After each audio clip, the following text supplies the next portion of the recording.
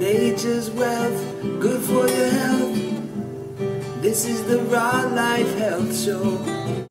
Alright everybody, it's Paul Neeson with the Raw Life Health Show, and we have a great video today. Today I want to talk about a topic that's very close to my heart, and it's a topic that many people struggle with, but they don't even realize it. And I always say, you know, in life we have habits and addictions. Now many people often consider these things the same thing, but they're not. Here's the difference. A habit is when we do something on a regular basis that we enjoy, but when we find out it's bad for us, we break it. We break that habit. Now, it might take us some time, but we break the habit. However, an addiction is when we do something on a regular basis that we enjoy, but when we find out it's bad for us, we make excuses to keep doing it. We need to change our excuses to habits and break them. So we have to understand the biggest excuses that we have when it comes to our health. I see a big problem today, and I suffered from it just recently myself. I'm in the process of overcoming this one, but the problem is, I just had an interview with Dr. Leonard Caldwell, and he spoke about stress being the main cause of disease. People simply are getting too stressed out today, and I believe the main key to health from a physical standpoint is to make sure we're getting the proper amount of rest and sleep.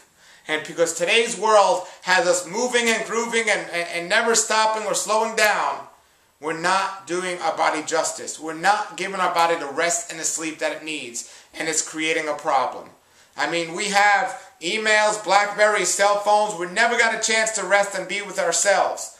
But even more important and more dangerous, you know, I always talk about not eating late at night. My whole daylight diet is planned around the whole idea of not eating when it's dark outside. But if you think that's hard, if you think that's creating a lot of problems, I'm going to give you something that's even more common that are creating issues. And that's working at nighttime. You know, people often ask me, they say, Paul, if I have a nighttime job, how can I eat a daylight diet for good health? And I tell people, if you have a nighttime job, it's not conducive to a healthy lifestyle, period. So instead of trying to look how to eat better, try to look how to make your whole lifestyle better.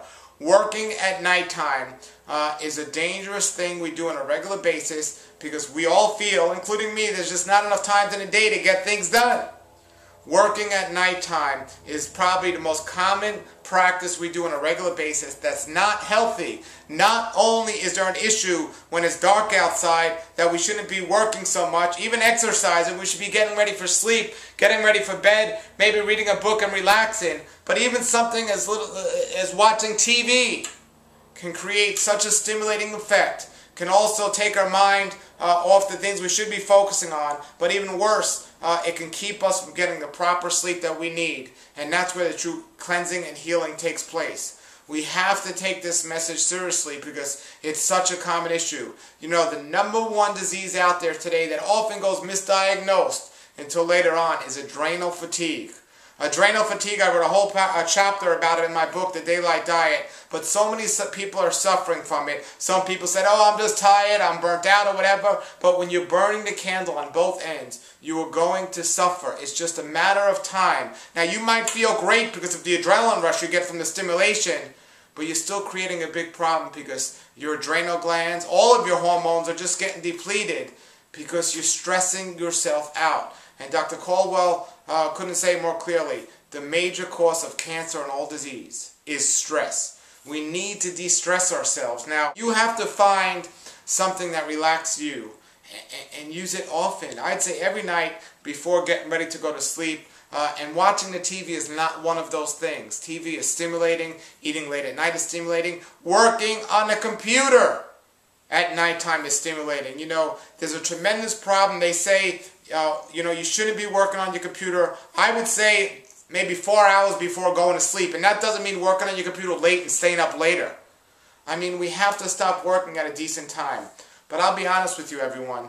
I struggle with this one because I have such a passion to get the message out about health and just get the message out about everything I teach, that there are many times I could stay up very late into the wee hours of the morning just wanting to be on a computer, either studying and reading or writing and getting videos out and everything else. But I couldn't tell you more that there's so many people and signs and things coming to me now telling me this is a dangerous thing and you are going to have a nervous breakdown if you don't stop this immediately. So I could tell you I did stop, and it's been about several weeks now. I've only had one instance where the last several weeks where I wasn't able to do this. But I just realized, I said, okay, if I'm going to be led to work from, let's say, 7 o'clock at night to 11 o'clock at night. So you got your 7, 8, 9, 10. So you got 4 hours in there of work. Now, if I take that time and I get to sleep a little earlier, let's say I spend 7 to 8:30 or 9 o'clock just getting my body in a mood to relax. Whether it's doing my infrared sauna, sometimes I just go for a nice walk and listen to classical music. Whatever it is, I get my body into a relaxing state, which starts the process of helping the body get into a deep stage sleep much quicker when you do get to sleep. Well, if I do that and then I get to sleep earlier, yes, it's a tendency of myself, and I'm sure many of you out there, to have you work on your mind and everything else. But it just made sense to me to realize I always know that I work better in the morning when I'm fresh, when I'm woken up and I don't have all the time of the day on my mind and I'm just stressed out. In the morning, I always feel so much better. So what I've been doing is getting to sleep early. I've been stopping my computer much earlier than I have, and I continue to make it earlier. And I realized those same hours I was going to work at nighttime are going to be so much more productive early in the morning. Even, I'm not an advocate of alarm clocks. I do not think alarm clocks are good. I think they stop us from our sleep, and I'm not an advocate of them. However, in the meantime, in a transition stage, if you have to use an alarm clock to make sure you're getting up earlier to get that work done, instead of staying up late, in the meantime, go ahead and do that. What I mean is, if you're used to going to sleep at midnight or 1 o'clock in the morning, get to sleep at 9 or 10 o'clock at night. And many times, if you don't use an alarm clock, you're going to wake up, you're going to sleep many more hours than you've ever slept. And I do recommend at least 8 or 9 hours of sleep for everyone. It's crucial. 8 or 9 hours of good sleep. However, if you have so much work to get done and you just don't have enough time to get it done throughout the day, all I'm saying is, instead of doing it late at night, do it earlier in the day.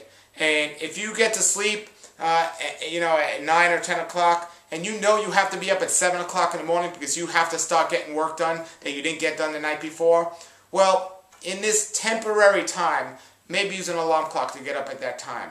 But do not use it long term. An alarm clock is not healthy. But just until you can get adjusted and a little caught up on work, then the best thing to do is realize what time you have to be up in the morning and try to get to sleep about 8 hours prior to that.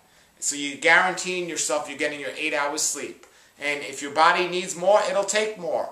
It is impossible to oversleep.